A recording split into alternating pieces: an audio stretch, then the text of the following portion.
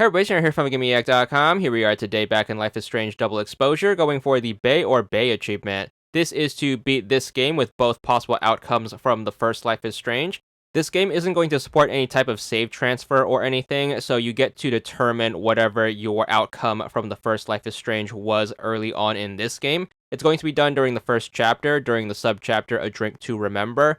So as soon as you start up this subchapter, you're going to strike up a conversation with this person named Safi.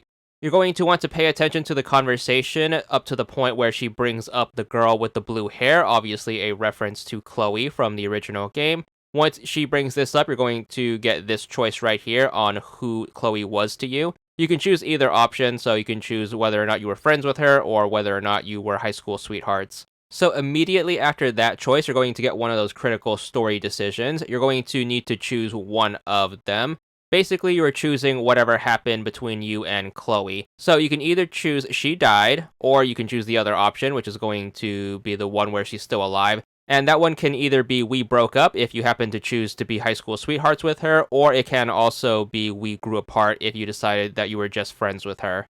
We are going to need to choose both eventually, so make sure you pick whatever one that you want to do for your first playthrough. It could be reflective or not on whatever you did in the first Life is Strange if you did play that game.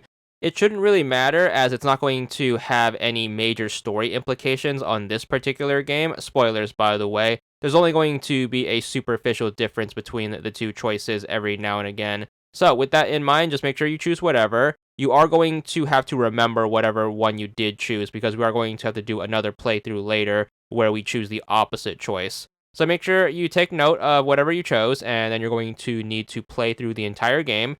Obviously, this should coincide with your first playthrough, so make sure you get to the end. Once you do beat the game, you should roll credits as you normally would. You are also going to be good for your first beat the game achievements here. So first one up is going to be this one for completing Chapter 5, the last chapter. But more importantly, you're going to get the commencement achievement for 100 gamer score after beating the game for the first time. Make sure you let the credits roll out, and then you're going to get a little end cutscene, no spoilers there. Now, once all that's over, we're going to be back on the main menu. We're going to need to start up a second playthrough, so make sure you choose New Game. It's going to ask you to pick a save slot. I'm going to recommend that you choose an empty slot so we don't overwrite our previous playthrough's save in case we ever need to go back to it for whatever reason. Then we're going to need to replay the entire game, essentially, so just make sure you get through the first sub-chapter as you normally would, and then we're going to get to the second sub-chapter, where we're going to have that critical story decision, where we're going to change things up this time.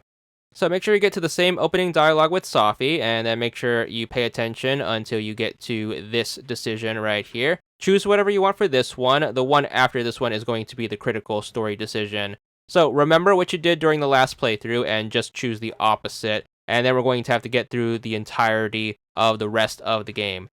Now, the big downside to this is we are going to actually have to do a normal playthrough to get through this. You cannot do this in an explore mode. So you are going to have to sit through every piece of dialogue and every cutscene without the ability to skip them. That might come off as a bit of a slog, especially if you didn't enjoy the game the first time around. However, if you got all of them during your first playthrough, you can skip out on collectibles and side quests. But nonetheless, just make sure you get to the end and make sure you roll credits. And if you happen to go through it a second time, choosing that opposite ending, you should be good for this particular achievement once you start the credits. There it is. This one's going to be for 50 gamer score. And that's all there is to it.